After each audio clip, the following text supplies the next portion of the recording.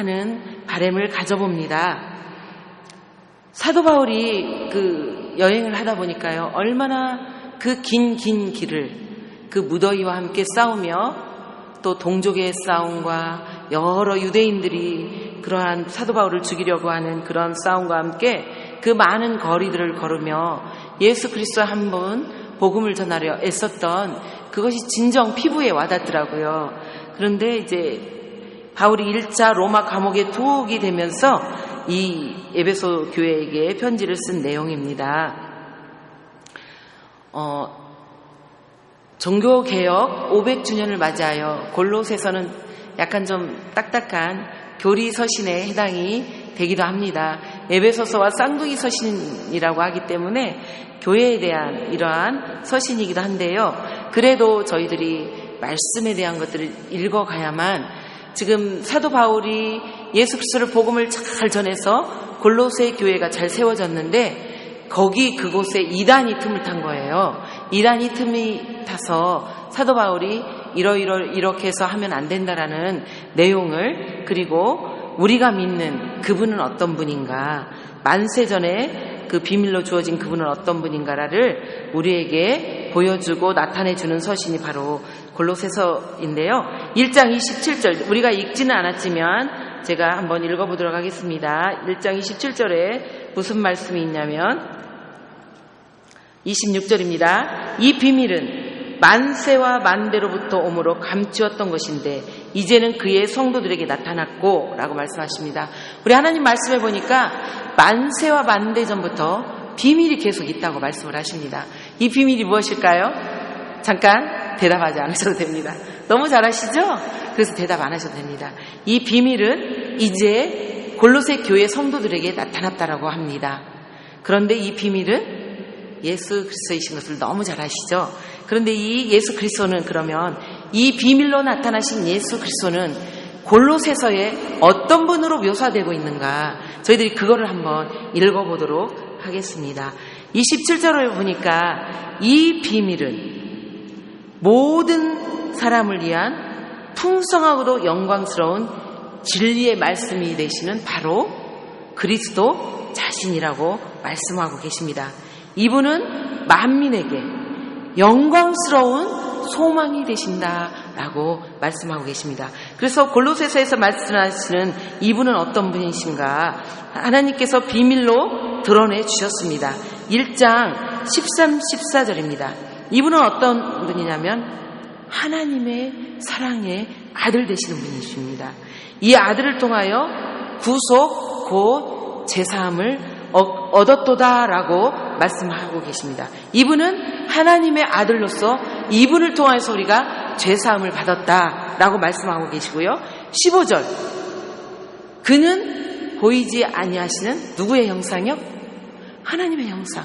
우리가 하나님을 볼 수는 없지만 그분을 통해서 하나님을 볼 수 있다라는 거예요. 그래서 그분은 하나님의 형상이고 모든 창조물보다 가장 먼저 나신 자, 가장 먼저 계신 분이다 라고 15절에 소개하고 계십니다.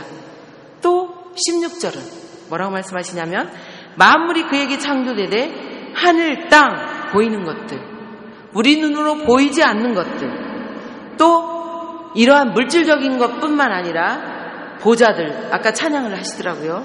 주관, 정사, 권세 잡은 자들, 만물이 그로 말미암고 그를 위해 창조되었다라고 이렇게 표현이 되고 있습니다. 우리에게 비밀로 만세전에 만대전에 나타나신 그분이 바로 이런 분이라는 겁니다. 18절, 이분은 교회의 머리 되신다. 사도 요한에게 반모섬에서 보여주셨죠.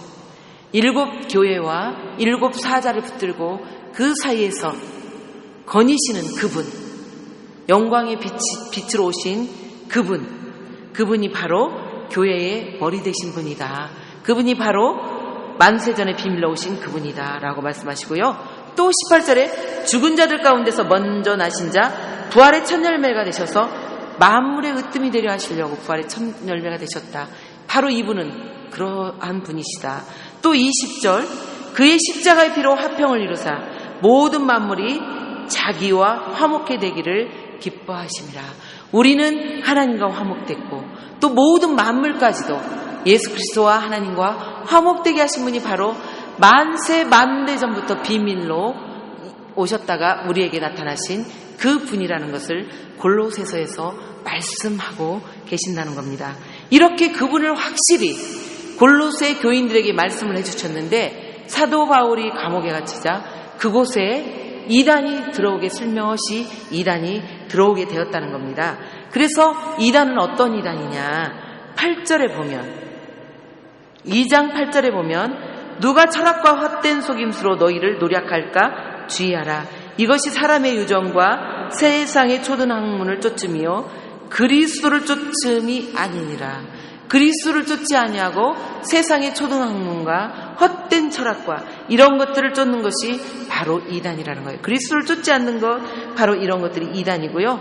이때 이곳에 뭐가 들었냐면 그러면 이 이단이 무엇이냐 하면 영지주의와 유대주의적인 요소가 이곳에 들어왔습니다. 이러한 철학과 헛된 속임수, 사람의 유전, 세상의 초등 학문 이런 것들을 유대주의적 이 바울이 골로새의 거짓 가르침을 반박하여 할례나 음식 문화, 예법, 절기준수 등을 언급하고 있는 것으로 보아 이것은 이단의 유대주의적 이러한 사상이 들어왔다라고 말하고 있고요. 또 하나는 지혜 강조, 천사 숭배, 금욕주의, 뭐 먹는 것도 절제하고 또 기도 뭐 이런 것들 절제하는 것 이런 것들 때문에 영지주의적 요소가 들어왔다. 영지주의적은 뭐냐면 지적인 요소만 어느 정도 수준에 도달하면 육신은 아무렇게 살아도 구원이 있다라는 이러한 주의가 바로 이단으로 들어왔다라고 그래서 종교적 혼합주의가 이 골로새 교회에 들어왔기 때문에 사도 바울이 우리가 말한 이러한 예수 그리스도만이 진정 우리가 섬겨야 될 분이라는 것을 편지로 보내고 있습니다. 그래서 오늘 읽은 3장 1절에서 4절 본문입니다. 뭐라고 말씀하시냐면 그러므로 너희가 그리스도와 함께 다시 살리심을 받았으면 이제는 위의 것을 생각하라. 위에는 누가 계셔요? 하나님 보좌 우편에 그리스도께서 앉아 계신다. 이렇게 모든 만물의 주인 되시고 하나님의 아들 되시고 그분이 우리를 위해서 십자가에 죽으시고 또 만물의 주인 되셨고 보이는 것 보이지 않는 것 또한 모든 것들의 주인이 되시는 그분이 우리와 함께 다시 살리심을 받았으면 이제 너희들이 예수 그리스도를 마음에 품었으면 이제는 위의 것을 생각할 때가 되지 않았냐 이렇게 말씀을 하고 계십니다. 땅의 것을 생각하지 말고 위의 것을 생각하라. 이제 예수 그리스도 때문에 너희가 이제 죽었다는 거예요. 한번 죽었고 너희 생명이 그리스도와 함께 하나님 안에 감추었다.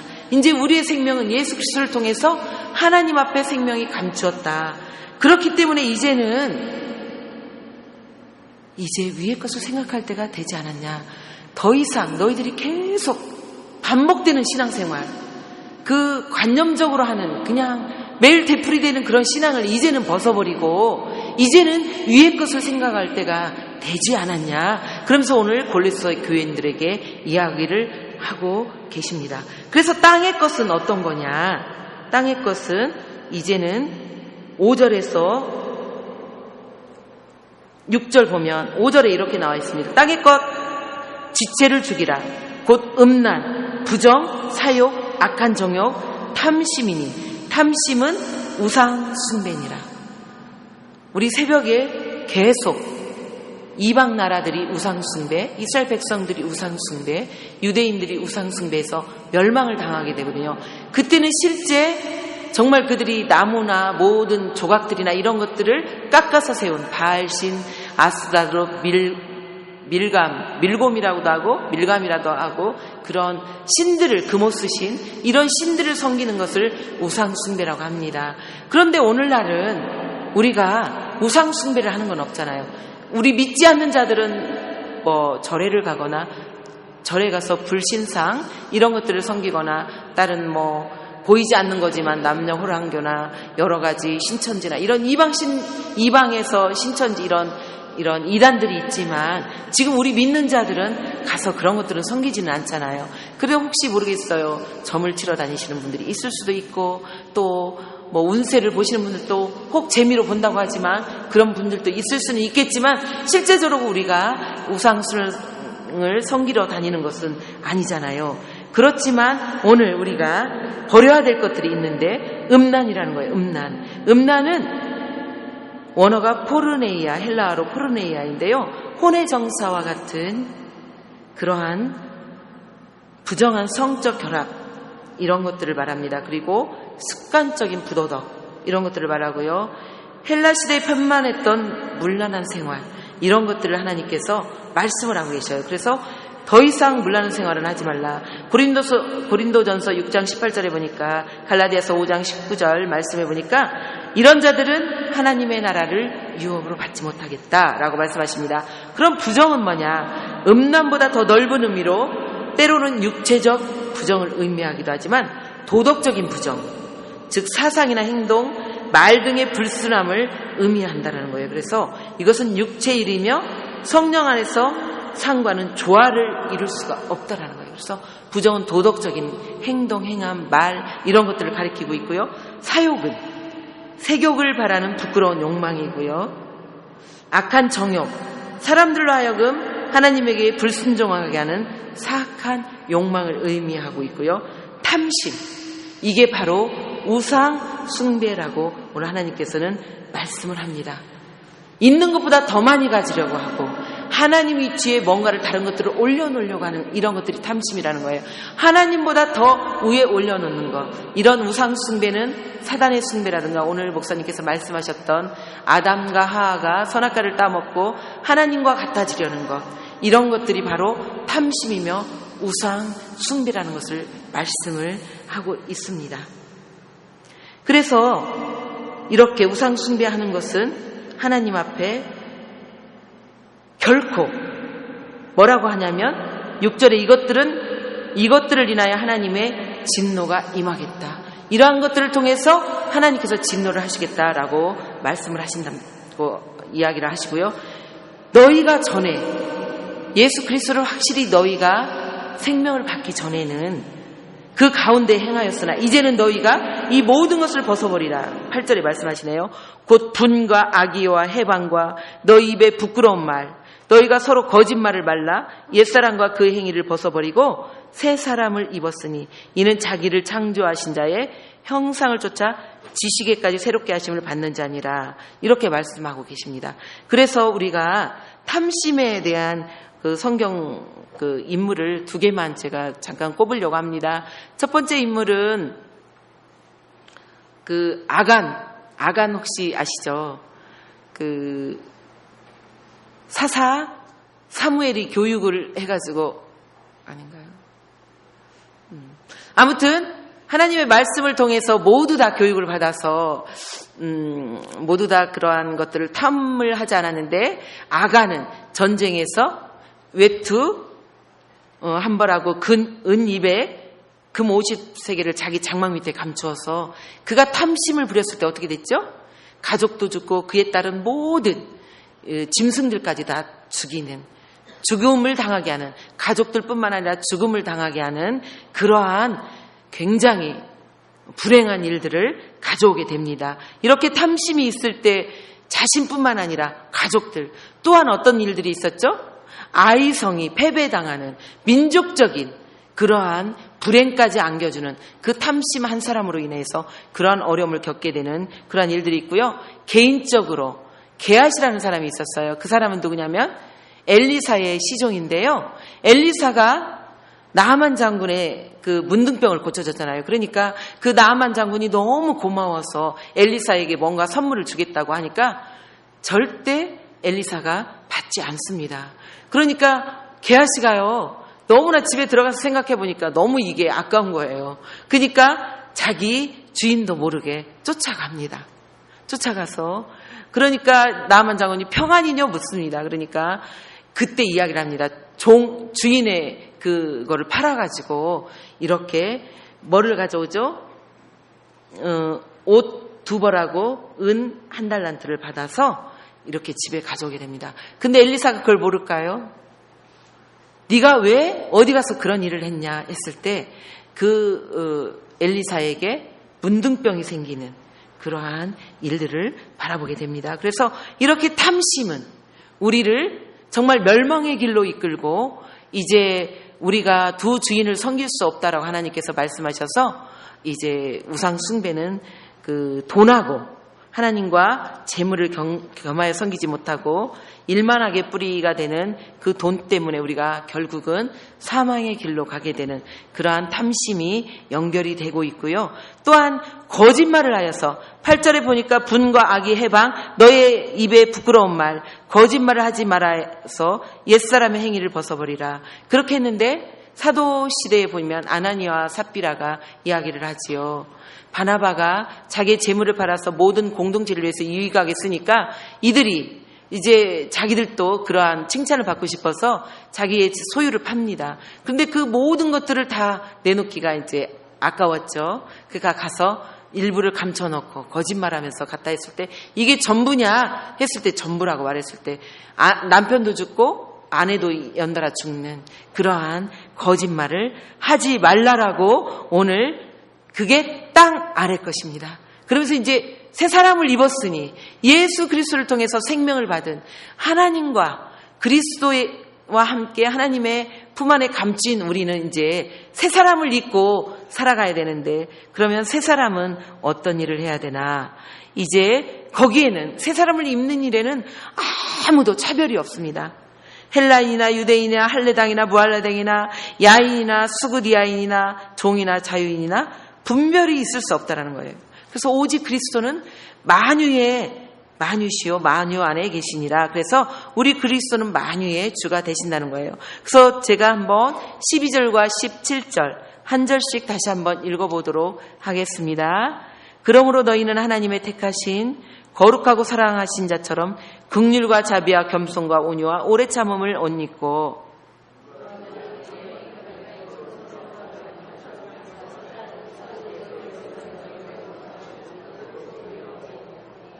이 모든 것 위에 사랑을 더하라. 이는 온전하게 매는 띠니라.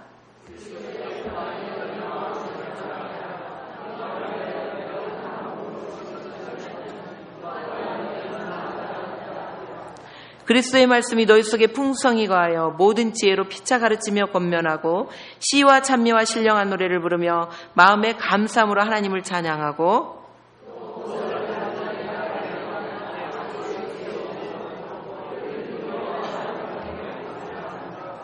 아멘. 원불교나 불교에서는 우리에 있는 것을 다 비우라고 말합니다. 우리도 비워야 됩니다. 땅의 것은 비워내야 됩니다. 그런데 다른 것 한 가지가 있습니다. 그들은 모든 것들을 비워내서 마음이 영이 되게 해서 원불교 마크가 이렇게 영이더라고요. 영인데 우리는 그 안에 무엇을 채워야 됩니까? 오늘 방금 읽은 거룩하고 살아가신 자처럼 오늘 12절에 긍휼과 자비와 겸손과 온유와 오래 참음을 옷 입어야 됩니다. 13절에는 용납하여 피차 서로 용서하는 그러한 너그러운 마음을 품어야 됩니다. 또 14절에는 이런 것들 위해 사랑을 더하면 완전한 띠가 된다고 오늘 말씀해 주고 계십니다. 모든 것들을 비워낸 그 위에 우리의 이러한 것들을 자꾸자꾸 채워가는 것이 새 사람을 입는 것입니다. 15절에는 그리스도의 평강이 너희 마음을 주장하게 하고 부르심을 받았으니 서로 감사하라. 너희는 감사하는 자라. 감사 열매가 자꾸자꾸 맺어질 때 우리의 삶이 풍성해집니다. 우리 삶 안에 감사를 자꾸 맺어가는 우리의 삶이 되는 것이 새 사람을 입는 것입니다. 그리고 우리 안에 말씀의 풍성함을 거하게 할 수 있도록 우리가 서로 피차 가르치며 권면하고 또한 오늘 찬양대 너무 아름답게 찬양해 주셨는데요. 시와 찬미와 신령한 노래를 부르며 마음의 감사함으로 누구를 찬양하라고요? 이렇게 우리에게 생명 주신 하나님, 우리에게 감사를 고백할 수 있도록 허락하신 하나님, 우리에게 구원을 이루신 하나님에 대해서 계속 찬미하고 찬양하라고 오늘 그것을 우리에게 채우라고 또한 말씀하고 계십니다. 17절 무엇을 하든지 말에나 이래나 다 주 예수의 이름으로 하고 그를 힘입어 하나님 아버지에게 감사하라. 하나님 아버지께 감사도 하고요. 서로에게 감사를 한번 오늘 고백해 보시면 어떨까요? 서로 옆 사람에게 감사합니다, 사랑합니다 고백 한번 해보시면 좋겠습니다. 예, 이렇게 만나 뵙게 되어서 감사합니다. 이렇게 만나 뵙게 되어서 정말 감사합니다. 또 그리고 또 저희들에게 채워야 될 것들이 있습니다. 많죠? 많아도요, 자꾸 연습을 하셔서 채워나가시면 좋겠어요. 18절에서 25절까지 다시 한번 읽겠습니다. 읽는 걸로 마치겠습니다. 이거는 가정에 대한, 아내들에게, 남편들에게, 자녀들에게, 아비들에게, 종들에게 이렇게 말씀을 하고 계신데요. 교독하겠습니다. 아내들아 남편에게 복종하라. 이는 주 안에서 마땅하니라. 자녀들아 모든 일에 부모에게 순종하라. 이는 주 안에서 기쁘게 하는 것이니라.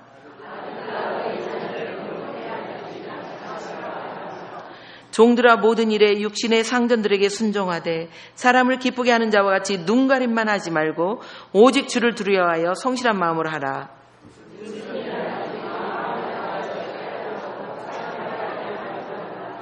이는 유업의 상을 주께 받은 줄 알미니 너희는 주 그리스도를 섬기느니라.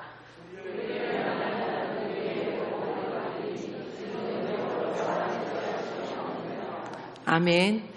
제가 찬양대를 들으니까요, 19절을 유독히 크게 하시는 것 같았어요. 제게만 그렇게 들렸나요? 남편들의 아내를 사랑하며 괴롭게 하지 말라, 막 여기를 크게 하시는 것 같아요. 네, 남편들이 아내를 사랑해 주시면 참 좋겠고요. 아내들은 남편에게 복종하셔서 주 안에 마땅한 도를 행하셔서 또 이렇게 아름다운 가정, 주를 두려워하는 성실한 마음으로 아름다운 가정들을 이루어가시는 새 사람이 있는 가정이 되었으면 좋겠고요. 또 이제 제가 또 더 나아가서 말씀드리고 싶은 거는 개인의 영성생활과 우리 교회 공동체의 영성생활입니다. 그래서 4장 2절에서 6절 말씀입니다. 제가 먼저 읽겠습니다. 기도를 항상 힘쓰고 기도에 감사함으로 깨어 있으라.